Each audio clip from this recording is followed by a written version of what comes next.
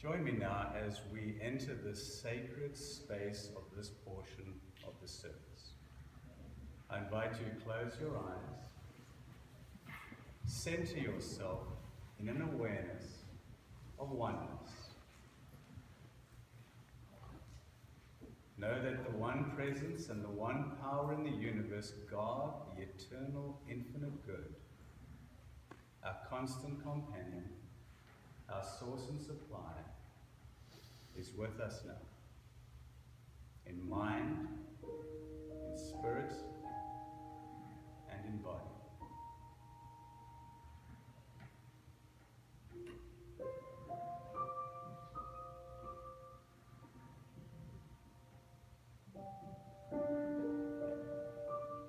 Pay attention to your breathing.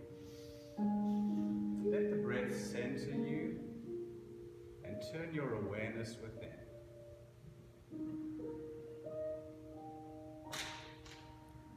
This is a time and a place to forget all that lingers outside.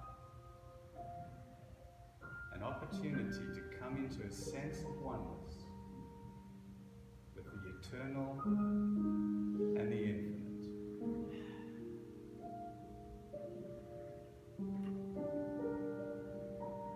Relax your body,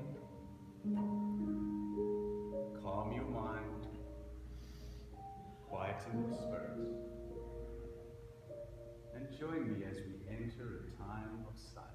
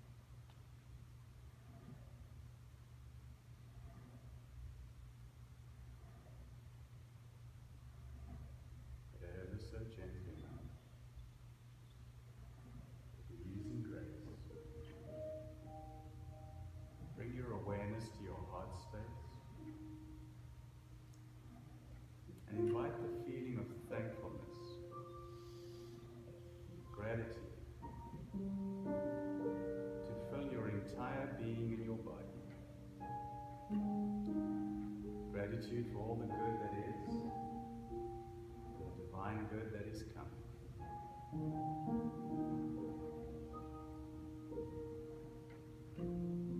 Thank you, God. And so it is.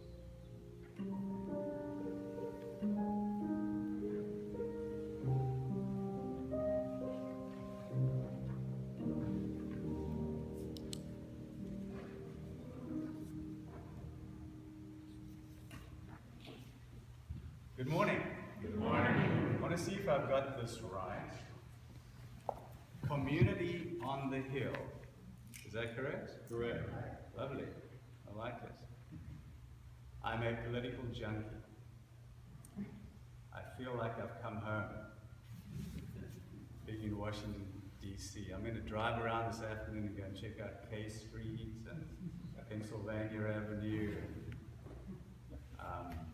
I would like to share with you that you are not the only Unity group that has used the hill expression. There's a small Unity group in Blairsville, Georgia, that calls themselves Unity in the Mountains, with the hill reference. And in Huntsville, Alabama, there's a Unity on the hill as well. And quite appropriately, you have to drive up a hill to get to this Unity church. So you're in good company. I'd like to thank Haywood and the board and the congregation for the invitation to be here today. And part of what I will be doing for you today and for the rest of this year is holding you in the sacred space of your divine transformation and transition as you take on a spiritual leader, as you appoint a minister to minister to you in spiritual service. I hold that for you, and I hold it in your highest good. By now, you probably realize that we're going old school today. I'm just going to do away with all the technology and the microphone and things like that. Can everybody hear me okay? Yes. Is that loud enough? All right. And I have an iPad that's telling me it's got a 10% charge on it. So things could get really interesting. When I started speaking a long time ago, one of the reasons why I got into public speaking and the ministry eventually was that it just scared me, it just made me completely challenged to stand up and speak in front of people. And I myself had to go through a degree of transformation, transitioning from an old idea of something I couldn't do to something now that I really enjoy doing, the sharing of insight and spiritual inspiration. But it wasn't easy. It didn't happen overnight. It wasn't one day one way, and then the other day something completely different. It was a path and a process. And I think this is fundamental to our human experience, and it's fundamental to our spiritual experience. I often like to say to people that you are not going to get struck by lightning and suddenly be transformed into this holistically beautiful expression of the Christ and the divine. It's going to be an unfolding experience. It's going to be an experience that you have to actively participate in. God can only do for you what God is able to do through you. And so we are constantly being invited. We are poked with that stick of desire for something more, something better, something purer, something true. And here's the good news. The thing that we desire desires us. The good that we feel inspired to follow is calling us forward into a fuller experience and expression of our divine good. All it is that we can want has been prepared for us. And all that is that we could possibly need stands waiting for us to claim it. And part of our claiming is to get out of our own way. Right? To get out of our own way.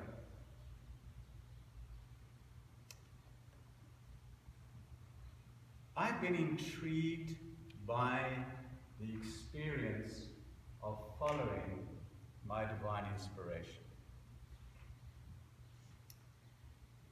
I look around at life and at nature and I see lessons everywhere, giving us guidance, giving us insight, giving us inspiration. The story that touches me profoundly is the transformational experience that the caterpillar goes through in becoming the butterfly. The caterpillar is a beautiful thing. The butterfly is a beautiful thing. In and of themselves, they have the divine essence of beauty within them. The caterpillar is not the butterfly. In that transformational process, there's something that happens that is referred to as the awakening of the imaginal cell. Imaginal cell, the imagination, the vision, the ability to see beyond the material, to perceive the depth of the spiritual behind the curtain of material manifestation. And this caterpillar, these cells start to generate. They start to multiply. And in the very beginning, the caterpillar sees this imaginal cell as an invader, as a foreign body, and starts to attack it, starts to resist it. The immune system of the caterpillar actually starts to work against these cells that lead to the transformation into a butterfly. Until at some point there's a tipping that happens. The momentum of the imaginal cell starts to grow, and they start to communicate as cells and collaborate as cells and start to create this thing called the butterfly. And that's when the caterpillar goes into the cocoon and is entirely transformed into this new and beautiful thing called the butterfly. And that's indicative of our spiritual experience. We are invited to give up that which is old and to allow that which is new, the Christ awareness within us, to gain momentum and to take us into this transformational experience. And of course, we don't fight it, do we? It's all happy, clappy, hunky-dory, right? It's kind of easy-weasy. No, it's not. It can be. It was designed that way. But we bring our humanity to it. We bring our stuff, right? We have some learning to do. We have some growing to experience. It's a 2-step forward, 1 step back spiritual experience. If that's your experience, you're not unique. That has been my experience too. This one presence and this one power that is so progressively and positively active in our lives is generous, it is kind, it is patient, it is long-suffering, it is gentle, it is always encouraging. It will not leave or abandon us because we are here to fulfill that purpose.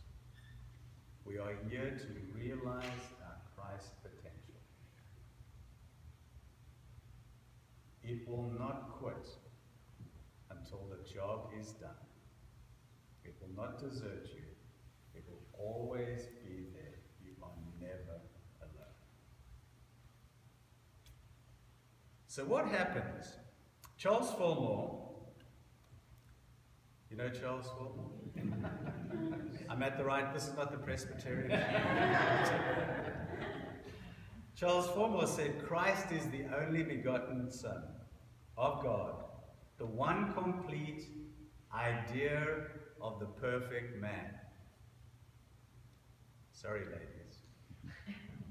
So we know that when Charles Formore says man, he's talking about humankind, humanity.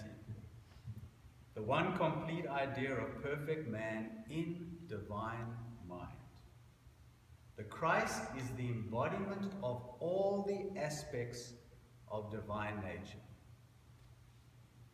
This Christ or perfect man idea exists eternally in divine mind. It is the true spiritual higher self of every individual. Each of us has within him Christ just as Jesus did. And we must look within to recognize and realize our sonship, our divine origin, our divine birth, even as he did. By continually unifying ourselves with the highest by our thoughts and words, we shall too become sons of God manifest. Does that touch you? Sons of God manifest. The divine idea for the perfect human being manifest. Do you think our world is in need of some good right now? You've been following the political circus, carnival out there? Yeah. The world's in a place that I sense from my own meditations where we're moving from something that is old into something that is now coming. Now coming. And I don't know if you notice this in your own life, but those old things don't go quietly into the night. You know? We don't say to them, be gone, you bad habit, and it goes quietly, tail between its legs. It has a world to live, and it fights back. And it dies and dissipates with a struggle to it. And as that old is passing and resisting its passing, the new is birthing and coming in. And even in the birthing of the new, there are some discomforts. Any moms here? Mothers? That was one of the easiest experiences you ever had, right? Alright, okay, so we birth new things into our lives with a human experience to it.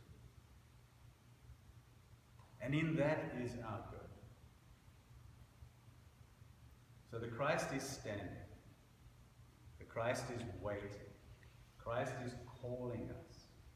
And it's saying, persevere, persist, endure, accomplish this good that is your true self, your higher self, your divine potential, your divine purpose. And I will not leave you. I will not let you be. I am your destiny. And of course, when we get there, we're all going to be exactly the same. No. This is Kaywood the Christ.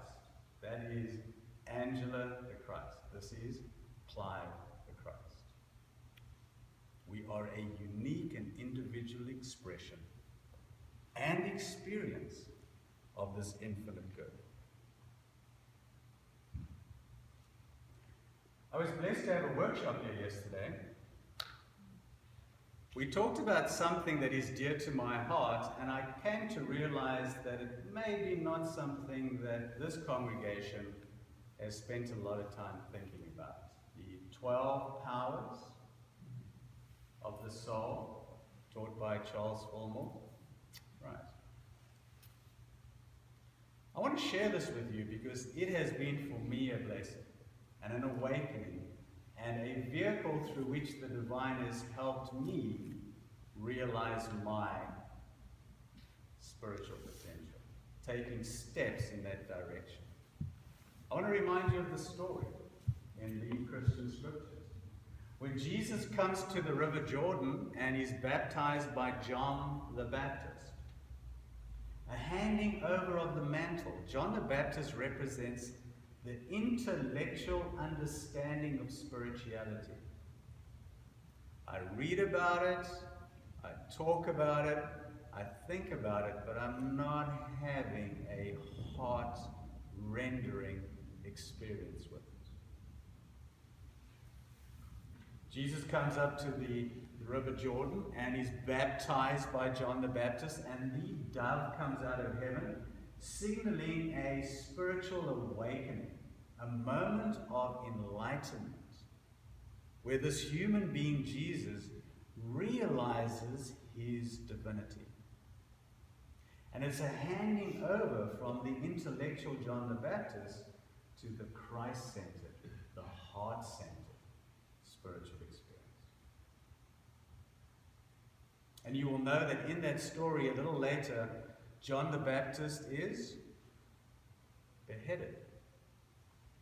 And the metaphysical understanding of that is that once your experience goes from the intellect to the heart experience, you no longer need the head. You can lose it. You're now centered in a heart experience of the divine.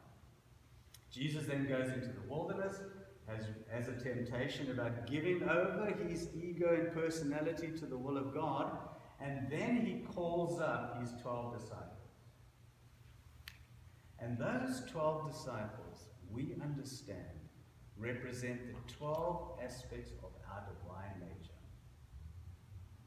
The 12 abilities that we have to work towards our Christ good.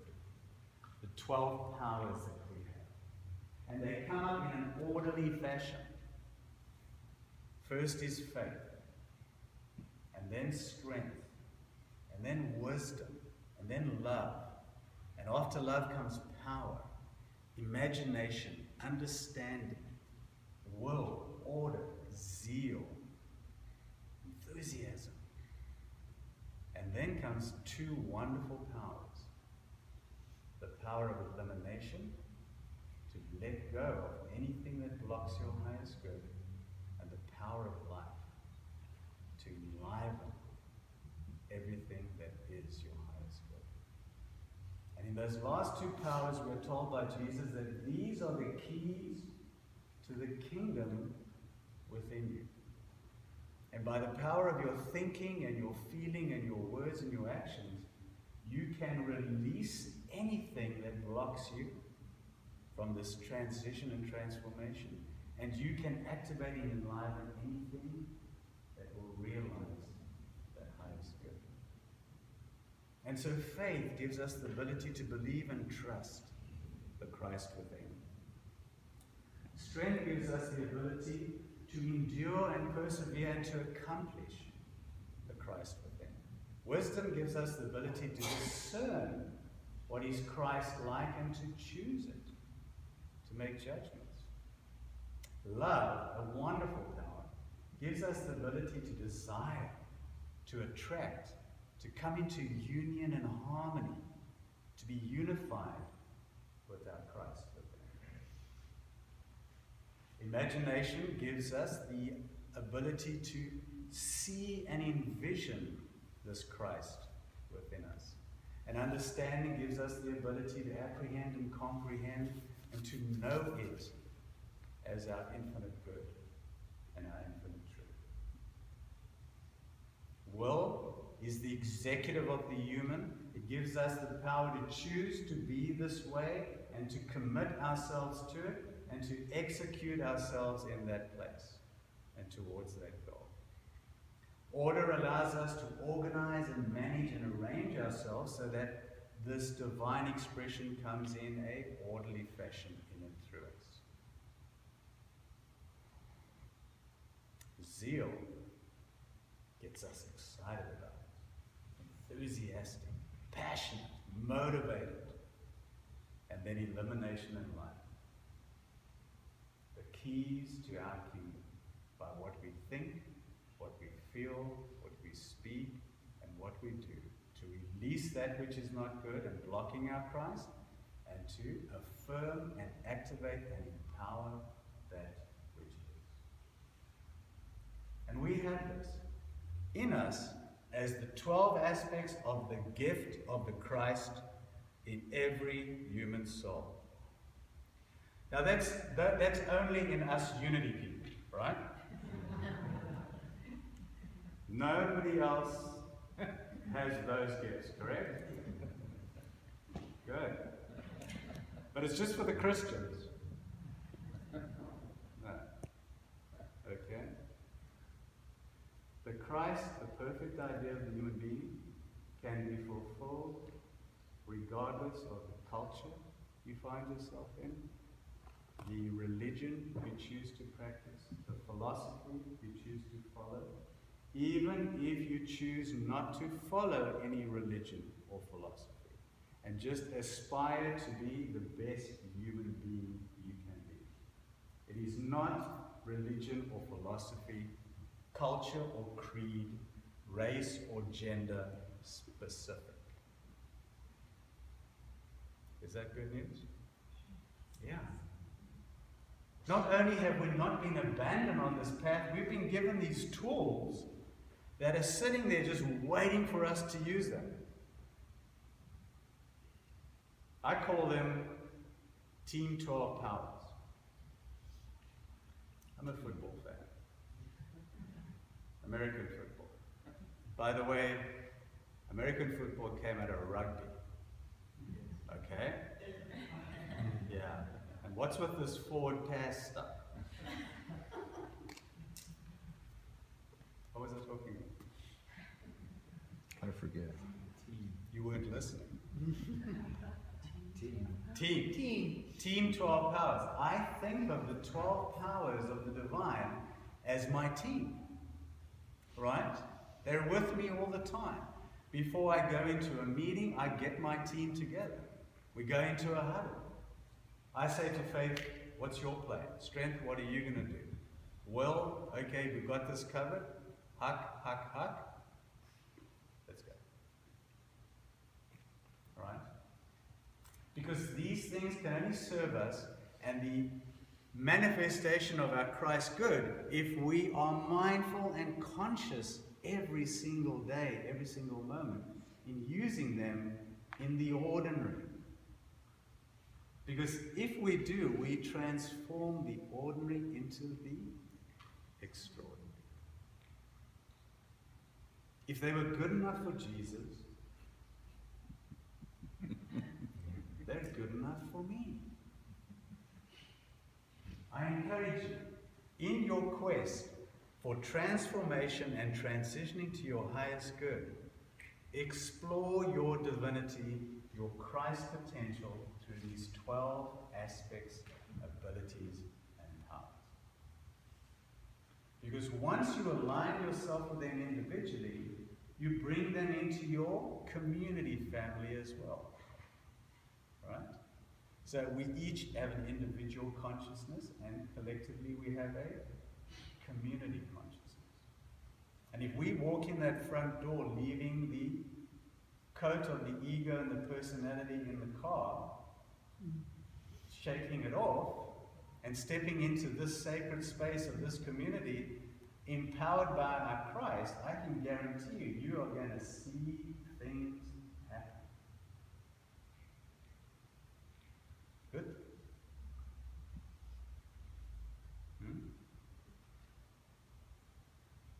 And so explore that. How do we do that? We explore the Christ through the simple practice of mind work, prayer, meditation, living mindfully, living on purpose, living consciously in the moment. Guided by the aspirations of the divine within us and empowered by the abilities of the Christ. How often should we pray? All the time. I love your affirmations, right? Your thoughts are prayers. What you hold in your heart as a thought, as a wish, as a desire, is an invitation to the universal to fulfill that. When we live mindfully, we become aware of things we are holding that are not good for us. We have the power of elimination to release it. We can ask ourselves, what is our highest good? Affirm that as being true. Commit that into Christ's presence. Claim it thankfully and gratefully because it is being fulfilled. Again, from Charles Fillmore. This Christ, or perfect man idea, existing eternally in divine mind, is true. It is spiritual. It is the highest self and the infinite good of every individual. Each of us has within him the Christ, the divine purpose and the divine potential for our perfect good, just as Jesus had. And we must look within to recognize and realize our sonship, our divine origin, and our divine destiny. By continually unifying ourselves with this highest good by our thoughts, our words, and our action, we become the children of God manifest. This is my invitation to you today. Step out of the old. Get some spiritual courage that we all need. Step out of that which is behind us and step into that which is in front of us. Undo those chains that bind us to that which no longer serves our highest good. Let's walk in freedom, freedom of spirit, into this idea, this divine idea,